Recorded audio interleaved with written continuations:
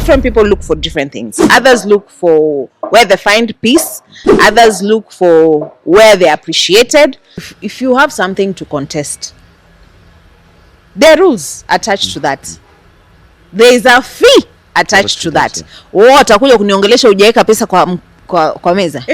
Those are some of the things I see and I'm like, wow. It's a beautiful morning that we are actually having. And first of all, before we start our conversation, I want to appreciate those people who have been supporting us, those people who have been sharing our conversations, and those people who have actually subscribed to our YouTube channel. We really appreciate it. We don't take it for granted. And another thing, our host, the place that we are. The last time we forgot to mention this place, and so many people were asking, "Mmerekodia wapi?" First of all, we are actually located at Latesara Lounge, and you're located along Mirema Drive, on your way to, actually before Al Fakir. And it's actually a very huge space whereby those people, oko na events, let's say weddings and probably birthday parties. It's a huge space. You can actually come and visit this area. And behind here we have the gym. When you want to train, when you want to keep fit, here mnaweza visit this place so that at least uone how the environment is. Now, before we start our conversation, we have our guest, and he's not new to us, or he's not new to this sport. Probably before name introduced, maybe mwenye ajiintroduce. Karibu sana. Asante. Wataka niongee Kizungu ama Kiswahili? Hapa sisi tunachanganya. Either. My name's Catherine Mulwa, popularly known as Trina.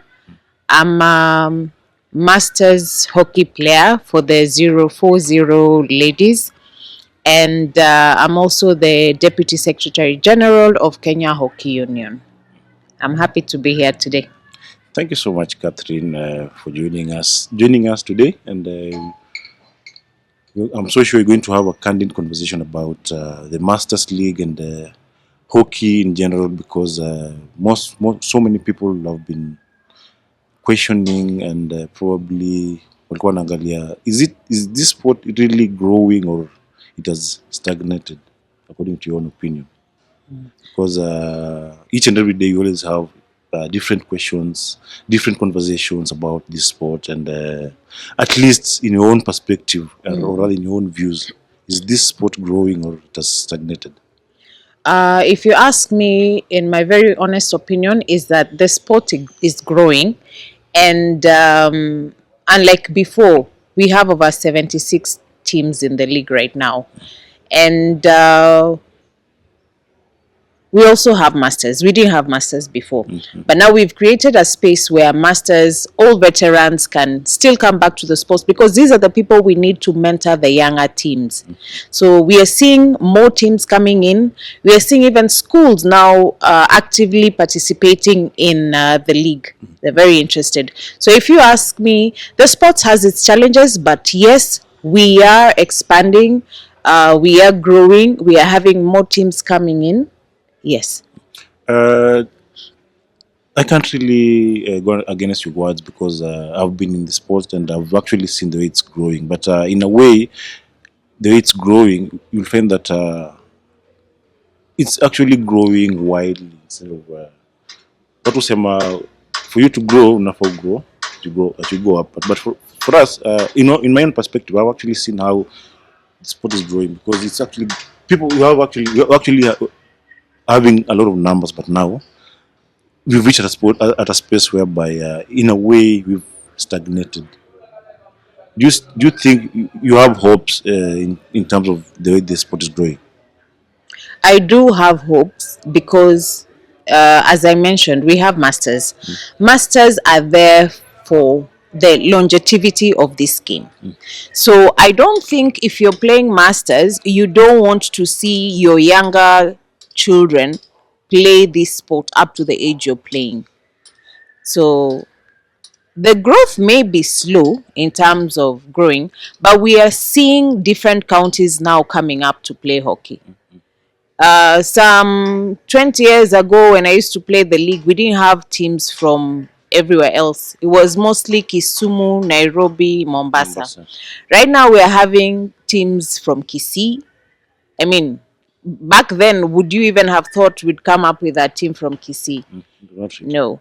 And we've had people send emails, inbox, DMs, as far as Bomet requesting for trainings, for the umpires, for coaches, just to understand the sports. Now, when this knowledge is also spread out there to these individuals who have developed the interest of this game, we will see still growth. However, it is all about interest and commitment. And also another thing I'd like to state is that a lot of the hockey players do not amplify the sports personally. We as players have a problem.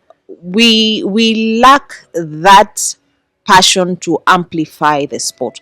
We love the sport, but we do not spread the hockey gospel enough. If we did that, imagine if each and every hockey player, we have our banters online here and there, but if each and every hockey player actually did even one single write up about hockey, because we all have different viewerships, different followers, there are people who are going to see that.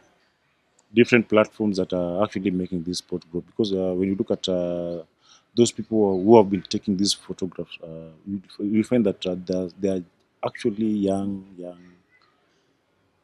young hockey. I'll say young hockey players, Yes. because no one, you'll find that no one who is not playing hockey will not understand what is going on. But when you talk about amplifying the sport, uh, in your own perspective, utaisemaje so that at least whoever is viewing, or rather whoever is watching this conversation, will understand how to probably do more, write more, improve more, or talk more about the sport itself in terms of now amplifying. First, amplifying is this is a passion you play.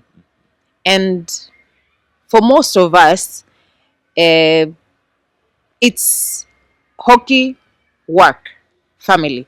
And for us right now, for all hockey players, the hockey fraternity is another family. Apart from us, within us, you have now the colleagues out there, you have the acquaintances, you have former schoolmates, you have in laws, but some don't even know you play hockey. Some don't even know you play hockey. Most likely, we've not even attempted to go and tell them we're doing a fundraising for our team. Utakuonekana maskini, utakuonekana ombaomba. But even when you go and ask someone for help, like, I'm raising these funds for my team. But now, people tend to ask these kind of questions. Why is it that a certain team is raising amount of wako na contribution whereby wanataka wachangiwe some amount of money so that at least they participate in an event, and yet the same team can actually attract different corporates in terms of now basing different ways of how they are going to operate, because now it's a big team, and people tend to say that hii ni timu kubwa, mbona wasi attract corporates at least iwachangie in different ways, because now when they will say, ukienda kusema sisi tuko na hii, umetupa till number pay bill, such kind of things, and mtu anaona, hey, this is a big sport, and yet why are they now wamefika point whereby wanataka tena wachangiwe do waende participate. But now then another thing, this comes to the players. Utapata mtu anaangalia the aftermath after you've probably participated in a tournament. Hey, this kind of tournament, what am I going to get? So that at least I find a way of convincing people what to changie, so that at least the aftermath impact in a different way. One, I think thanks to CBC right now, we have sports as a study. Um, just like the way a company runs, that is how I think teams and clubs should run with proper structures. You cannot go out there asking people for funds, yet you cannot show what their return on investment is. That is where we fail.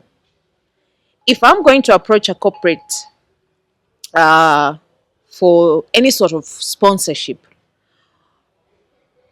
I'm giving you my money. How is that going to be a plus to my brand, with the company. to my company? Yet this person who wants me to sponsor them don't even amplify their sport. So you'll see they're a bit hesitant. They'll tell you if it was football, fine.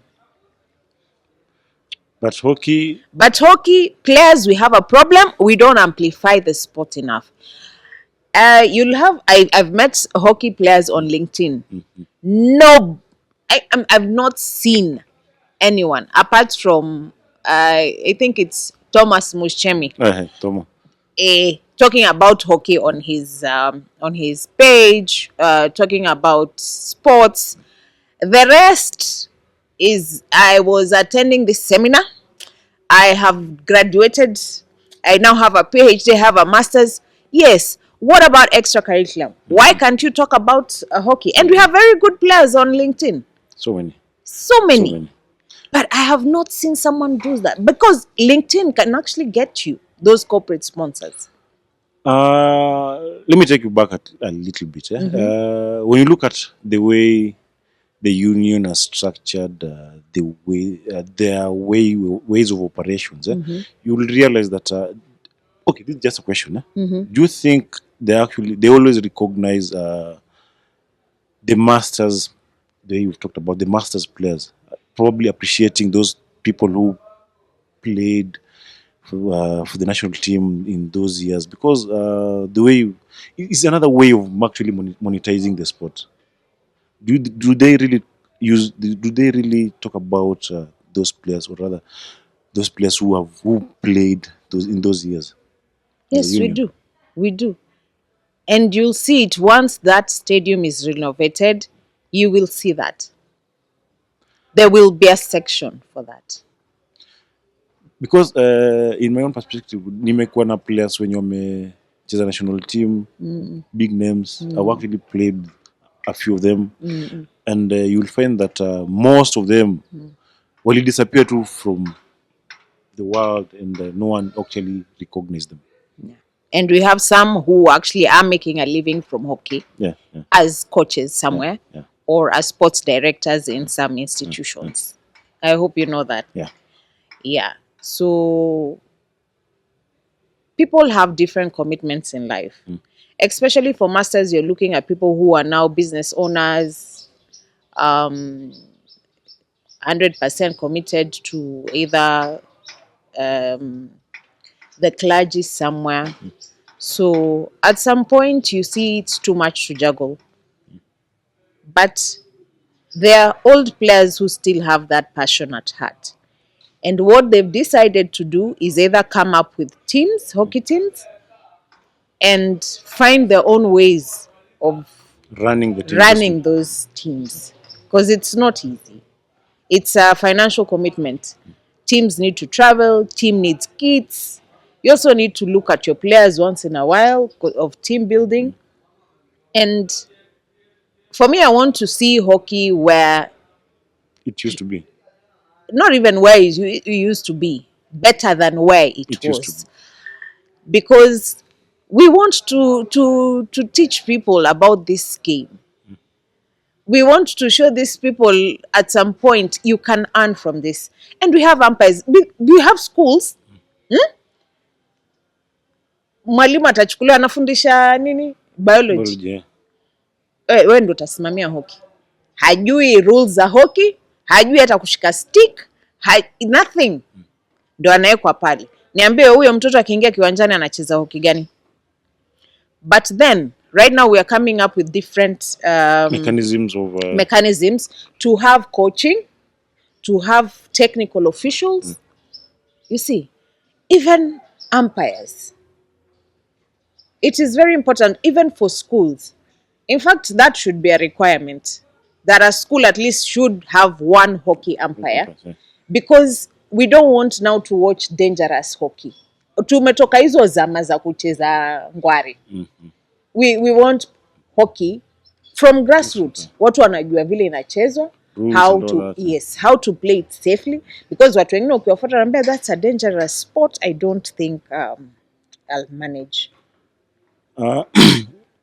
Is it part of okay, it's actually part of schools curriculum activities, but now those structures, you'll find that most schools find it hard to even hire someone when at least ako well educated, skillful enough to guide those young kids in terms of now what they're supposed to be doing in terms of the sport itself, but leave alone even the sport, but how to even guide themselves, or rather lead themselves in terms of operating as a sportsman or a sports lady. Because now you find that they talked about mwalimu anafundisha in a certain school ndio atapewa hiyo mandate ya kuenda kwa kiwanja kucoach and all that, but you find it hard that most of the schools wana struggle sana kuhire mtu at least mwenye ako professional in terms of kuset hizo standards na kule hizo structures. Do you think hata ikiekwa kwa curriculum ya leave alone hata curriculum kwa as a mandate in each and every schools that is participate in those sports, whereby if you're participating in any kind of sport, leave alone hockey, but any kind of sports, you have to hire someone who is at least professional in terms of doing those kind of things that you actually need to do, so that at least to improve you that kind of sport in those schools. Is it possible within the schools? It is for schools who are fully dedicated to sports and excelling in sport. Will definitely do that. As I mentioned, everything is just putting the right structures in place. If we have the right structures, we'll be good to go. Last year, I reached out to the county associations and told them anyone who needs to come up with it's called a plan, their hockey plan.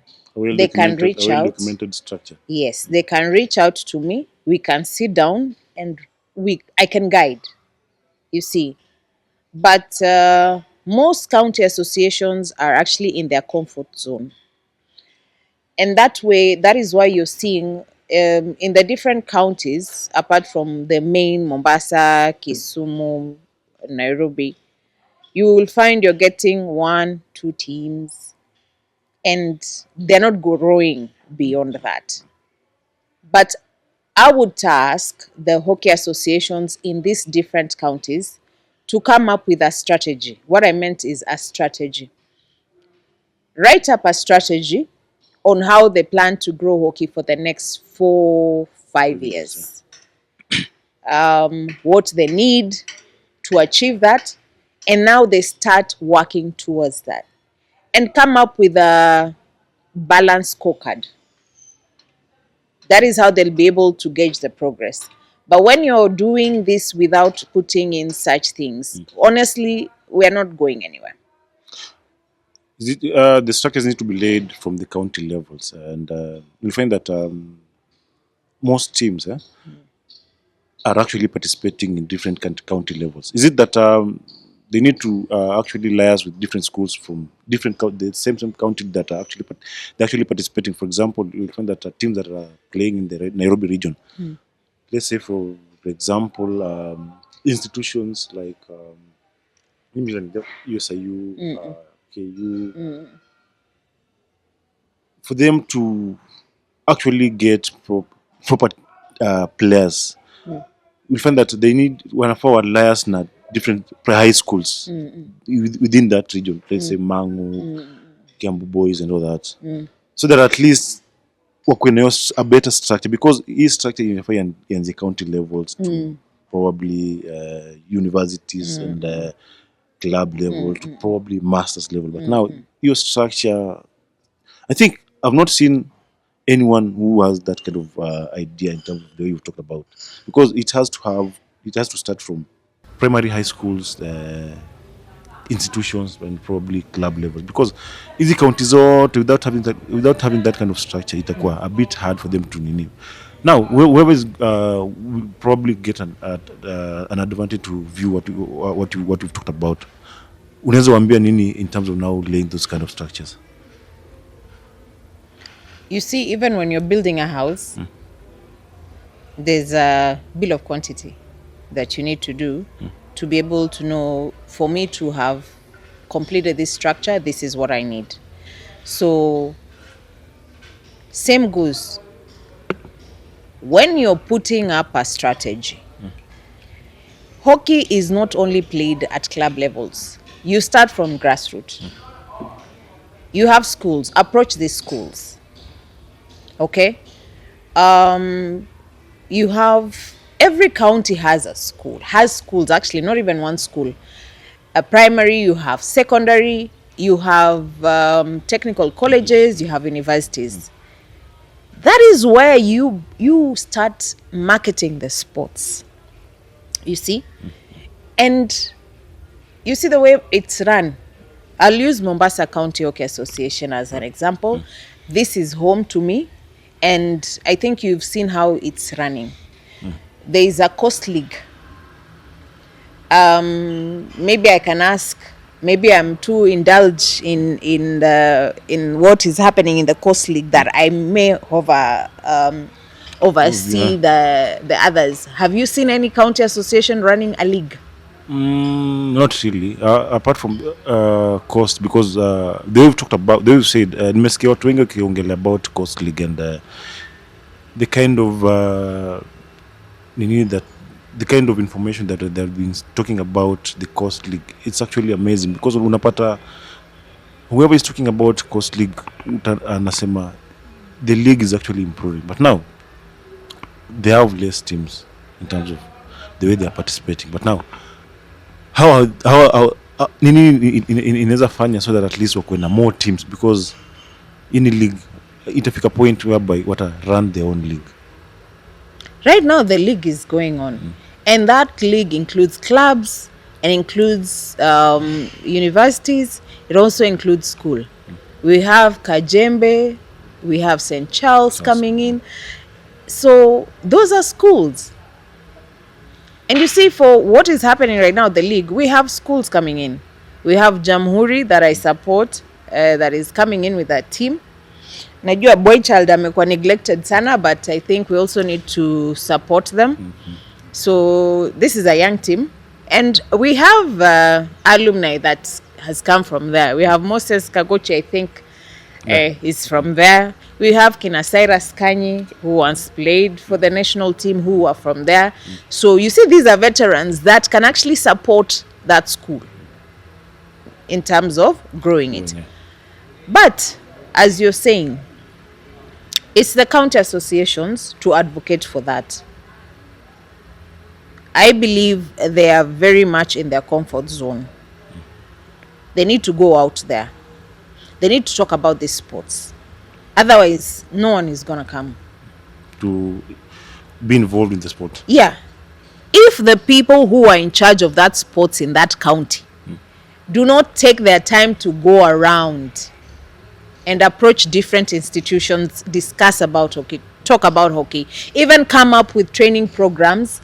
I think in June we are having one in Mombasa for technical officials. And they're charging 3,000. Tell me, as a school, 3,000 ni pesa inaweza shinda mtu? As a school. As a school. Even if you tell students, 30 students, nipe so. Hamjalipia mwalimu wenu ninio ka course. Na ina happen. And it happens. But we have such a weak mindset when it comes to equipping ourselves. You see? Hata huyo mwalimu ambaye analipiwa hii TO course, Sawa, umelipewa 3k, umefanya level 1, itakumotivate. Once you get to level 1, unaongea na kina Obalo na Esther pale, unajitolea. Because kila kitu unakujitolea, just the way you go for internship. Unajitolea because you want to learn. Unapewa game 2-3 za shule, hupewi kina Premier League utauliwa. Unapewa games hizi za shule, unakubaliwa kufanya makosa 2-3, but you have people like Obalo there to guide. Yeah. And you see, and that will create interest even in other teachers who are just relaxed. Wewe umekuwa head of hockey, lakini hata shilingi 1,300 kujitolea wewe mwenyewe to learn. Huna hata ambition ya kuwa one day fine I'm a school teacher, but I can add to my CV that I'm also FIH accredited. Hatuna hiyo. And me, I'm willing to go to different schools just to talk about this only. But we need structures. Everyone need to work with structures. County associations need to work with a strategy. Mimi nimeingia tu last year. So mine first is to amplify the sport. To help anyone who reaches out to work on strategies on how to get from point A to point B. Yeah.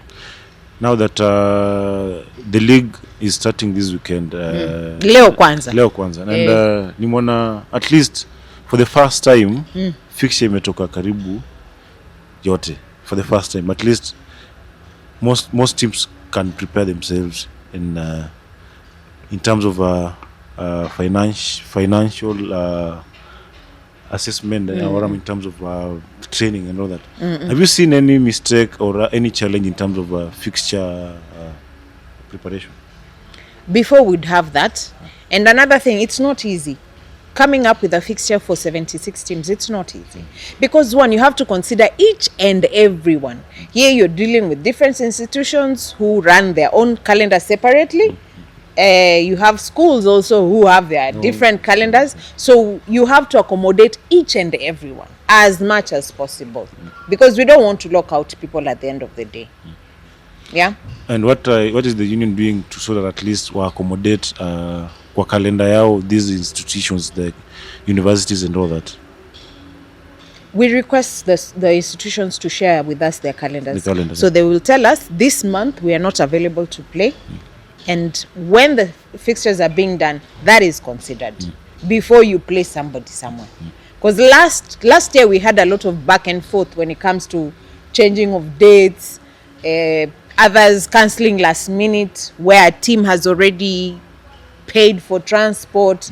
You see, there's a lot of that. So this year we want at least to have it run smoothly. And in your own views, ukiangalia the way universities are participating in the league and how hizo times they used to participate, do you think we're killing this sport in the universities level, or we're trying to improve it? Because we understand most universities are actually not playing in the league, or rather are not participating in the league, apart from one or two. Ukiangalia during those days tulikuwa na Parastath wameshuka, KU walishuka, kulikuwa na UN at least, but now unapata understand we have only a few institutions that participate kwa league apart from USIU na maybe KCA.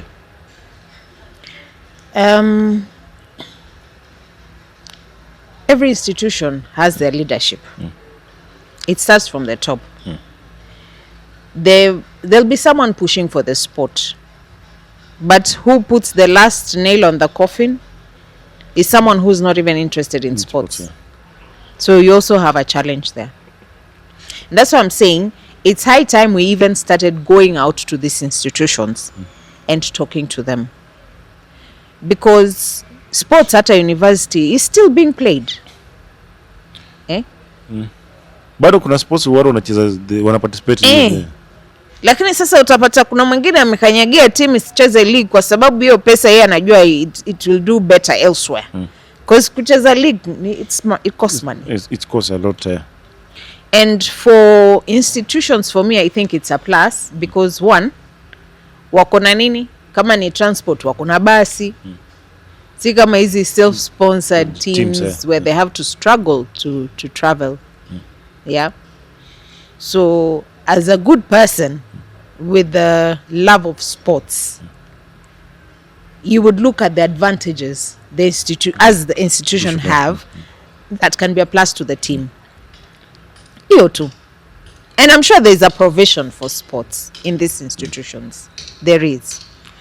Kwa wale wana deal na institutions, she has said she's willing to come up with a structure whereby at least these institutions ziweze kuwa na a better way of improving this sport.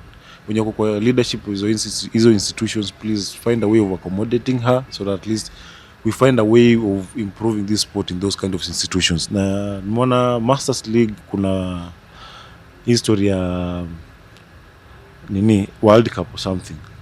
How have you, or rather how are you preparing yourself so that at least the Masters team iweze to participate in those kind of tournaments? Have you been invited or not yet? Eish. Whoa, ni hata tushatangaza huko. we have different Masters team across the world now following our socials. They're excited because you see in Africa it's only 3 countries taking part. Kenya, South Africa and Ghana. You see, this being a World Cup, we would expect more teams, but it's going to be tougher to participate in future because there's a certain performance you'll have to achieve for you to still continue playing the World Cup. And for me, if you ask, this is a milestone. It's a big milestone, and it's putting Kenya on the map. Tournament kama hizi utaenda kule, utacheza, wataona hiyo skill, and from there just interacting with those people, you'll learn that you can get someone there who will tell you, oh, by the way, we usually remove this stuff after a season. So then you ask, so now after you remove, where do you, we just throw them away. And like, can you throw them in schools here? Can you throw those in our schools? And then there's a way we need to talk to the government also. Something like donations like that, they waiver the taxes so that we're able to grow the sports here. I've seen one is inajengwa Hillcrest. Hillcrest baba si Jamhuri Hai. Those are 2 different worlds. But when you go out there, you look at the less privileged institutes to have these things there. At least, yeah. Unaona. Unatafuta hizi shule, kina highway, nini. Unaeka tough.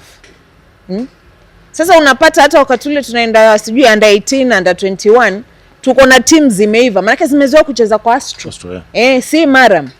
Ukicheza Maram alafu ndio utaandikiwa Astro huko nje, tutafungwa kaa nini mabao ya rugby. That's unaweza fikiria mtu anauliza, are these goals or conversions? Wacha hivyo, waona uko kwa ole hockey lakini unaweza hii ilikuwa ni hockey ni rugby. But we as hockey fraternity, we need to amplify ourselves. Mimi hakuna mahali wanaenda siongei kuhusu hockey. My LinkedIn, in fact, if someone looked at what I do and my LinkedIn, kila mtu sasa anaelewa. Ni hockey tu. Nikiingia na kuitisha na kuomba, una shirt tupeane. Niko na timu yangu nataka shirts. Na napata? I've seen actually kuna watu wako in different countries. Is it possible to liaise probably with them so that at least tukuwe na more donors, because nilikuwa naona at some point kulikuwa na the under 9, under 10 kids wenye walikuwa na train City Park. There was a time tulikuwa na donors wenye walikuwa na sticks, hockey sticks, balls, shoes and all that. Is it still happening? It is happening, but not as before. It used to, yeah.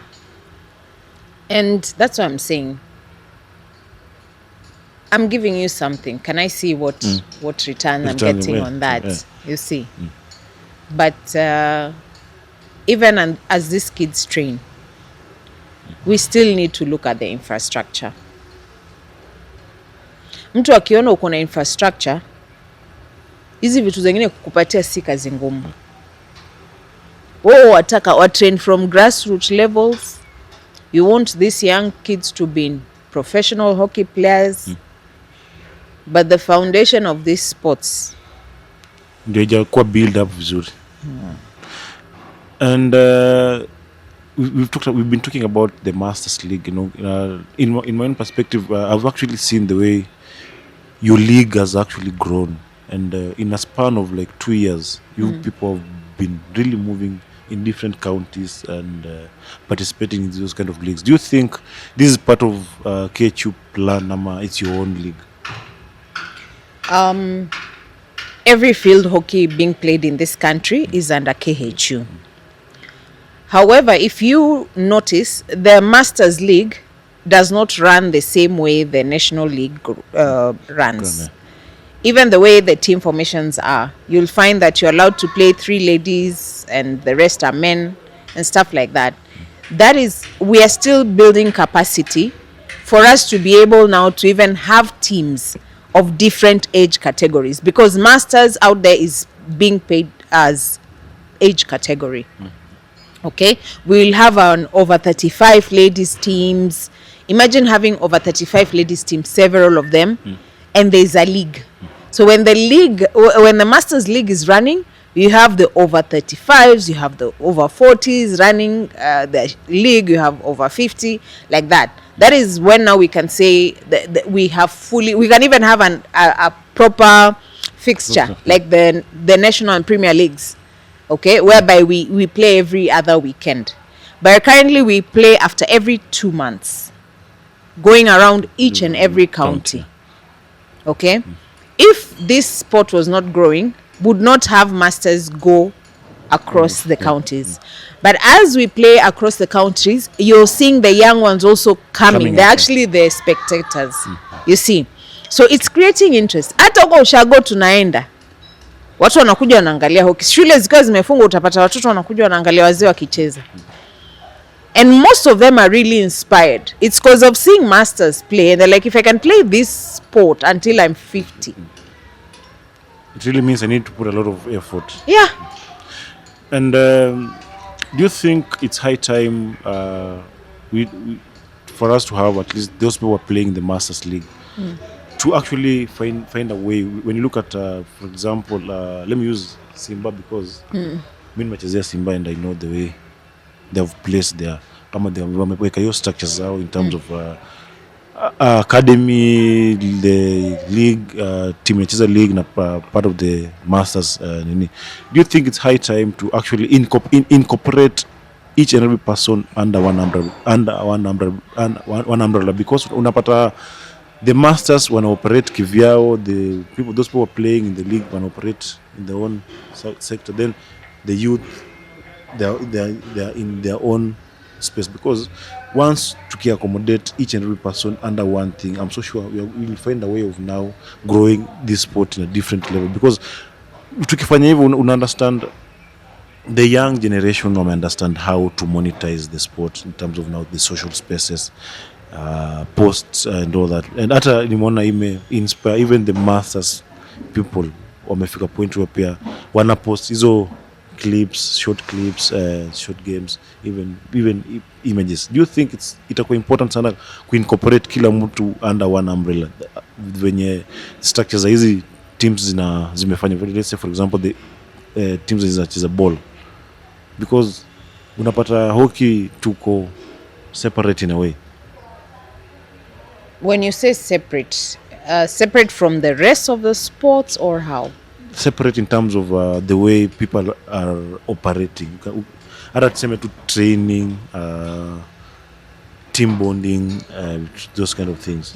Once we do it as a team, we'll find a way of communicating and building this sport in different ways. Okay. As of now, we have clubs that have academies. Hizi Masters wazee. BOC wako na academy yao. Impala, they have an academy. And Wazalendo. We have, Wazalendo has, and we have a few who have decided to start their hockey academies. There's one that reached out to me in my inbox saying they needed sponsorship. But I asked them, Are you registered with the sports registrar? No. They don't even know where the offices are. So I'm like, if you're coming up with an academy, you want financial support, you need to register it. And what I'm saying is, people do not, people just decide, mimi na trainee group ya watoto hockey, this is my academy. One, you've not registered that academy. Even if there was sponsorship or a fund for youth sports development that was coming in, you don't have the proper papers, you don't have a proper bank account to channel the money. And right now people are very strict with the anti-money laundering. So you have to have your KYCs in order. If you don't have that, no one will want to channel their money to you, because you have to be accountable at the end of the day. So we're having other many academies coming up, but they're not registered. That part of accountability is where watu wengi wanaihepa sana because hawataki kuface the reality. Yes. Hutaki kuface reality. Wewe unataka upewe pesa lakini hutaki kuwa accountable. Lakini mimi nataka kuona hizo pesa zangu zinafanya kitu mahali. Because if I have my other people, I'm not alone in business. I have my business partners, co-directors who are like, why is this money being channeled to this person? You see? One, they don't have papers, they don't have what? How? It doesn't work. That's why you find mtu anakupa kathao, wewe unataka 100,000.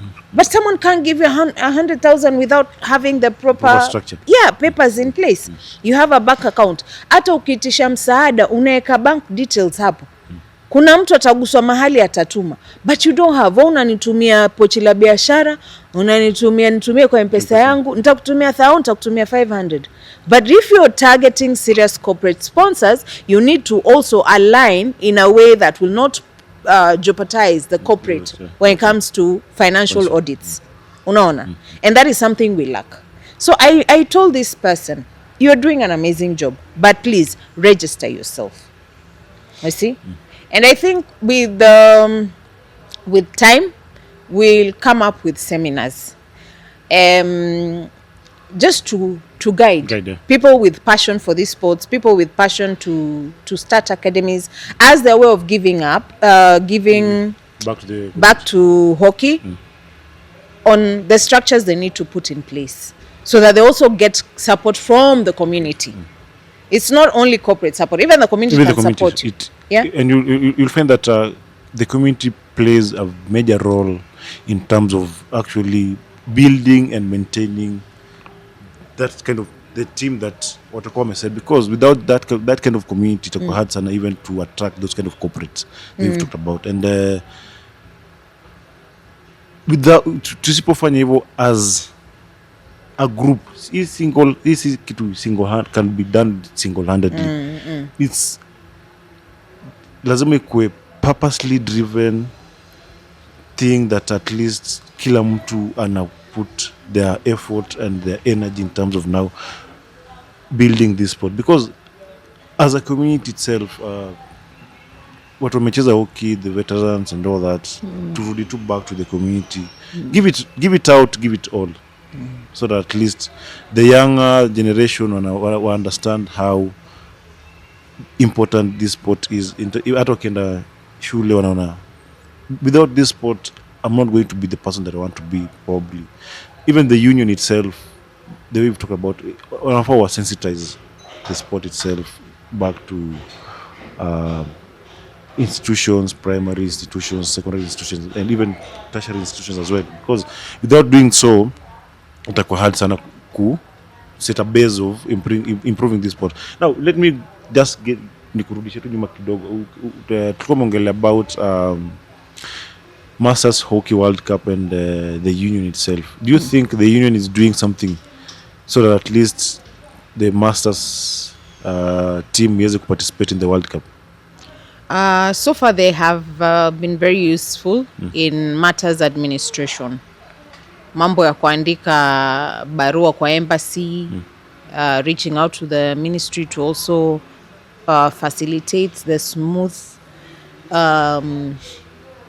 handing of the visas, even being able to have KHU invoiced for the different charges, because there's a participation fee we had to pay, and affiliation. So what KHU did paid affiliation, and this did not come from the players, came from KHU.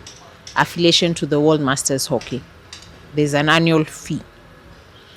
And then again, something people need to understand, where I'm saying this because you had mentioned incorporating everyone. Masters, all masters in the world are self-sponsored. Okay? And you already see the other categories. It's the same masters who are self-sponsoring themselves to play hockey out there, who also come back, dip their hands in the pocket to support these development academies and even their clubs. Yeah. So the support from masters is wide. Apart from catering for their own expenses, they're also catering for their team needs and any academy. They have to pay, for most masters, you have to pay subscriptions in your teams. Yes, si bure. Na utapata hizi teams zinacheza league, most of them don't know that. But for us to be able to buy a kit, a goalkeeper's kit, and subscription, and different, it comes from that monthly contribution. Tukisema kila mwezi unatoa thao ya hockey, wewe unatoa inakaa tu kwa kiti. Siku ile mnahitaji kufanya kitu, kununua anything that you need, and you see from that small contribution you can even sit down and decide to do a project that will earn something that will still go there. That is way of growing. And I think something also we need to do is take teams and this development academies coming up through financial literacy. I think that's another route we've ignored as sports people. We want money, but how are we managing that money? How are we protecting that money? How are we planning to grow that money? Those are some of the things we need to talk about. Yeah. So it's all about easy teams could accommodate na find a way of running those kind of structures, because it's not an easy walk in the park. It isn't. It isn't. It's all about the willingness of each and every individual mwenye ako able, not only financially but at least even in terms of communicating. Yeah. Because we can't really depend on financial assets for building this sport alone. Because it's all about joint efforts, coming up with different ideas. Because easy effort ya mtu mmoja. Do you think it's high time? Nilikuwa nimekuuliza hii question. Do you think it's high time the younger generation and the older generation to come, or at least make up the joint effort? Because the younger generation, they tend to say that they have ideas, yes, but now they can't really express themselves because the older generation wanafeel hawezi sikiza the younger generation, wanaona kama they don't have anything to put on board. You think it's high time to incorporate the younger generation in terms of now coming up with different ideas of running the sport with even KHU itself? Yes. Because tukomongelea KHU and banning of different players, because most people are actually running away from this sport. When you're mecheza, unapata watu wanafika at a certain age, wana focus on different things, then wana prolong wakifika at a certain age, then hey, let's go back and probably start playing the Masters League. Nini unaweza ambia the older generation in terms of now incorporating the youths and the younger people in terms of now ideologies? Hockey and any other sports, if you ask me, we need to have discipline. You'll find people without discipline in this sport will cause more harm to themselves than anyone else. Wao umeenda kucheza hockey, umeingia kiwanjani kucheza hockey. What business do you have in fighting an umpire, in fighting a referee, In fact, I saw something during one of the tournaments at KU, and me, I was like, this happens. Unaona home team kwa vile wao ndo wamehost game, watu wameenda kwa uwanja wametoa hiyo inaitwaje goal. Yoni nature KU. But you see, that's what I'm saying. We have a problem with discipline. We have a problem with discipline. Let's start first being disciplined players, and everything else I'll tell you will follow. You know, I find it nilikuja nika understand kitu moja, it's kind of hard to deal with this the younger the Gen Zs, because vile umongelea hiyo situation ya KU, you know, for them they felt that they have not been consulted na wakupata verdict about the same, so that wali feel let me talk about it. Obalo haku accommodate in a way, haku consult, hakuambia the verdict of the aftermath, because kama if probably Obalo ange communicating a bit easier for them to for them they always feel that sisi lazima utuongeleshe, kama utuongeleshe we won't understand you. But look at the attitude you're approaching me with. If you come here with guns blazing, I will ignore you. Come to me with respect. Hii ni game ya kuheshimiana bana. Tunacheza okay hapa, baadaye tutaenda tutakunywa tutakula pamoja. Why not use that same calm energy to come and approach me about something? Why fight? The mentality of you have to be violent to be heard is very wrong, especially in hockey where we use equipment like the hockey stick. Come to me, talk to me. Yeah? We need to have discipline. Hata yeye huyo mwenye kuzusha uwanjani akienda ofisini akikosewa, that's not the same energy they will use. This is a sports. If you all plan to play professionally, you'll definitely need to have discipline. Yeah? So kuna watu pia hawajachukua ile kitabu ya rules za FIH wakasoma. Kuna watu kabisa hawajasoma hata, you know, if you have something to contest, there are rules attached to that. There is a fee attached to that. Watakuja kuniongelesha hujaweka pesa kwa meza. No one is going to listen to you. Itakuwa vigumu sana. Si unaona? Na kitabu kimeandika vizuri pale. So I think we need to learn our sports, first the rules that are attached to it, so that huwezi sema huyu amenionea, huyu ananisha madharau, mbona hataka kunisikiza. You're contesting something. Can you go and see what the sport FIH rules about contests? Go through it. Do you think it's high time even KHU when such kind of clinics? Yeah, that's what I was saying. That is what will start rolling out. Because we are seeing the need for it. Now it's not a matter of whoever, whatever. It needs to be done. Yeah. It's all about collective efforts. About. And but now when you plan, how many are going to show up? That's also another question. Because we have an issue. How many are going to show up? That's another question. It's all about finding ways of accommodating each and every person. So that at least clear mtu feel whatever I'm doing, I'm actually contributing something. Yeah. And I've actually seen something. The league, the sport is actually growing in terms of numbers. And do you think the union right now wako set to accommodate those teams the new teams zenye register into the league? Yes. Otherwise, you would not see them on their fixtures. However, for teams that reached out after the deadline, we were not able to accommodate. Another thing we have as a challenge, especially the hockey fraternity, we have issues with communication. You're given a deadline.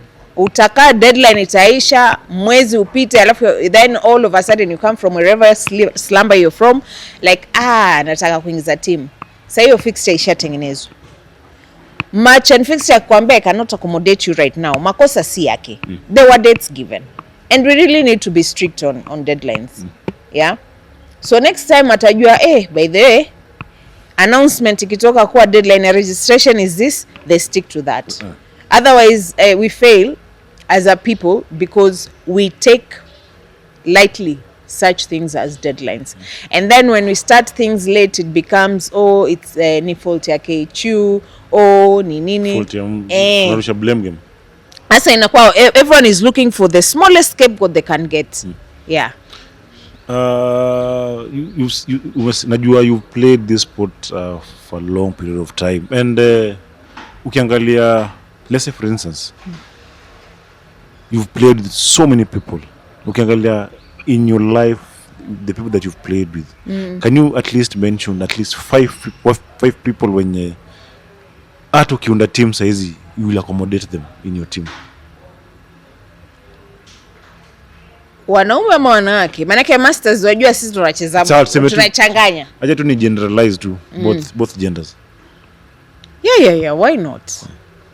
We have at least 5, 6. Kuna Pishe, kuna Helen Chemtai, Brenda Wangila tulianza naye sports club Mombasa.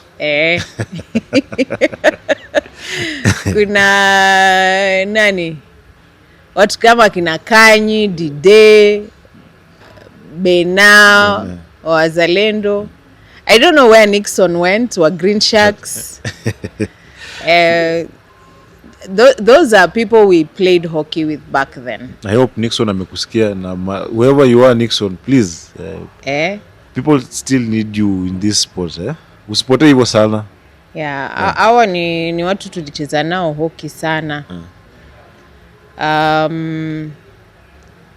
The ladies from Telcom, at least I see Jackie Ogot tuko naye kwa over 40 ladies. She's there, yena Pishe actually. Kina Tina Gunda. Actually the Gunda family. Yes. And then we have Rebecca. Rebecca in fact is the one who welcomed me at Mombasa Sports Club. Rebecca Ombewa. Huyo sijui tumtafute wapi, lakini aje acheze masters. But sasa unajua sasa ukiwafuata na kuambia mtu anaanza kulia, shida ya kwanza ni magoti. Hata si pesa, magoti. But with training, more training, or rather being active, is your pain utapata tu. But you see now, after you've been away for so long, and by the time you are taking that break, you had knee issues. Ukirudi sasa, wajua pesa utaenda ufanye biashara, utapata magoti nyingine utatoa wapi? Ngumu. Hiyo ndio shida sasa. Huwezi pata magoti nyingine mahali. But now we need those people to come and motivate the younger generations. You see? Ukiangalia the current league right now, now that league imeanza, which team do you think has the potential to win the league? Inategemea league gani? Maana teams nayo watu wamehama kweli. Unajua ile transfer mwaka huu mpaka ilikuwa na highlights. Kila anayechukua ana highlight. Kila yani mpaka washindwa are you watching Arsenal players moving to Liverpool or Arsenal moving to Man U? Yani that's the kind of atmosphere it created when you see those different teams. So there is that excitement, like there's so much excitement. Now you've taken this place, we want to see how this is going. Daikio now Daikio alienda shopping Carrefour. Watu wakienda Jaza supermarket, Daikio alienda Carrefour. No, umeread Wazalendo vibaya sana. Yeah. And I know when they're doing all this, I hope it's strategic. So I'm hoping to see a very exciting league, because hiyo shopping watu wamefanya nao si kidogo. Pesa nayo, because transfer is not free, it's money. Yeah, so if a club is willing to invest that much, I'm sure we'll see good results. Tuone kama tutapata washindi mwingine hii mwaka, manake watu wamefanya shopping. You think you're going to have a new team that's going to win the league in one perspective? Yeah. I am seeing that. I'm telling you, I was looking at those transfers ngasema where things are getting hot, and it's exciting to see that because sometimes different people look for different things. Others look for where they find peace, others look for where they're appreciated, others look for where they're going to grow. You see, your space ya accommodate people ndio kitu ya maana sana kwa team. Yeah. And I really appreciate so much because hii conversation najua inaenda ku raise a lot of eyebrows, at least what to find ways of improving the areas that they are in, even in terms of promoting the sport, monetizing the sport and all that. And I really appreciate you so much. And before tumalize, in each and every segment sisi uko na question yenye the past interview the guest alikuwa hapa anatuachia, so that at least our continuation of our conversation. And before nikuulize question this before tuendelee, acha niulize question so that at least kindly say a word or two to any corporate or hockey enthusiast out there. hockey is a beautiful sport.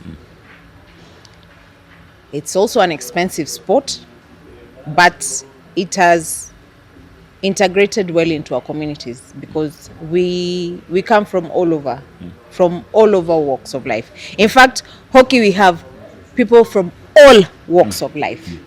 And for a corporate, it would be such a plus to be involved as a CSR to support youth hockey and to support the growth of hockey.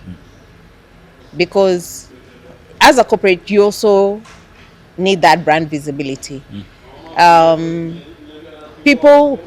Corporates who support hockey also identify their brand as a brand that supports sports excellence and sports longevity.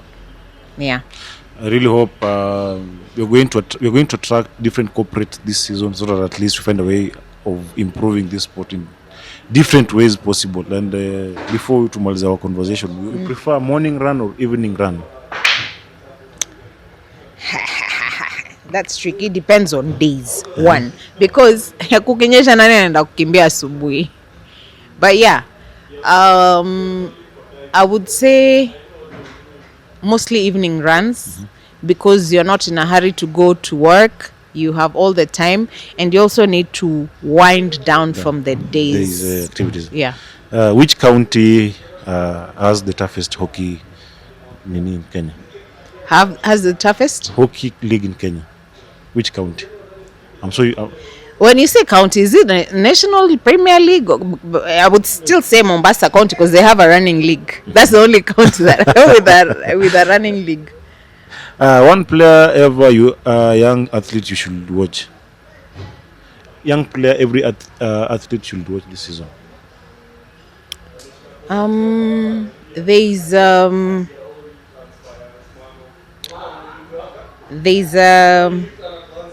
what do you call his name? Plays for which team? He plays for Simba. Niliona akianza hockey yake. Suk. Matthew. Matthew. Yeah. We played hockey with the dad, by the way. Sijui uko wapi, but those are some of the things I see and I'm like, wow. Yeah, Matthew. I've seen Matthew growing, and he's doing really well. Yeah. Favorite post-match meal? Favorite post-match meal? Nyama choma. Watu wa nyama eh? Nyama choma. Let me tell you, nilikuwa mi si fan wa ugali, but hockey. Ile city park kabla ijengwe vile imejengwa sasa hivi. Tulikuwa tukitoka Mombasa tukimaliza game tunangoja tuwechoe nyingine.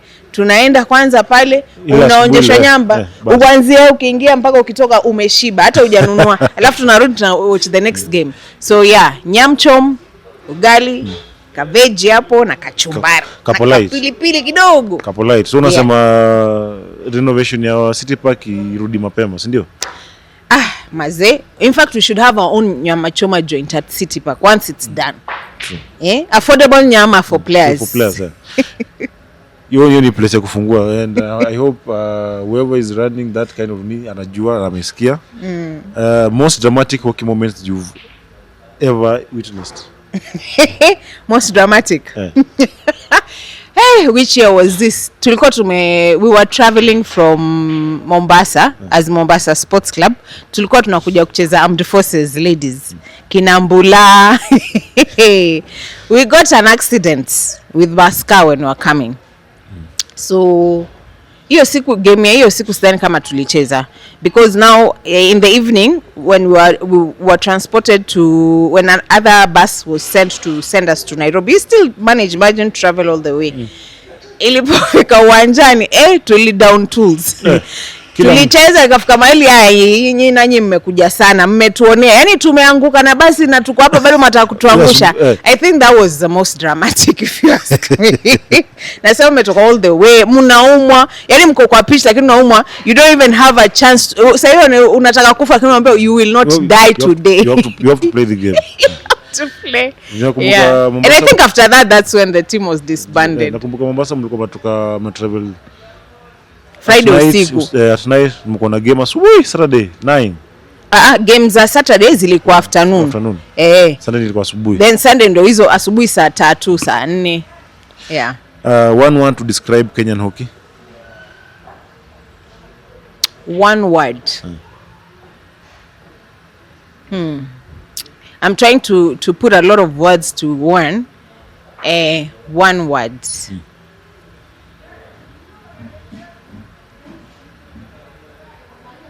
It's beautiful.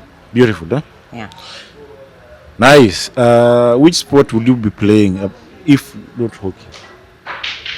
Which sport I'll be playing if it's not hockey? Tennis. Wow. Tennis, yeah. It makes sense, huh? Our last question, hardest thing about sports administration that you've probably encountered? The hardest thing about sports administration is having people who do not understand structures, and I can say a bit of corporate governance. Lastly, in every segment, what you ask our next guest any question so that at least inatupea momentum ya kurani show. So ni question gani utauliza our next guest? How have you positioned yourself to bring change to the current hockey situation in the country? How have you positioned yourself to bring change in this sport in this country? I think the next guest amesikia, and we really appreciate your time. Asante. We don't take it for granted, and I'm so sure we'll find a way, in our end, we'll find a way of improving this sport through our conversations with the different people, different stakeholders, different even at a fan base peer, because you see, we've been given this space, this whole space. I'm so sure in the next segment we're going to have let me not talk about it because it's going to be huge, and our guests please prepare yourself, because our main aim is to find a way of changing this sport and improving in possible ways, so that at least to find a way of attracting different corporates and different companies as well. And earlier we said that we always have our conversation at Latasara Lounge, and nilisema this place is so huge wenye wanafanya events, weddings, even kids activities. Please come and maximize this place, because one thing I'm so sure you will not be disappointed. Pia hapa next kuna a very fully equipped gym wenye wanafanya training around those institutions. Please come and use this space so that at least tupate a way of improving this sport, and that's all I can say. Keep watching Off Pitch Podcast, and subscribe to our YouTube channel.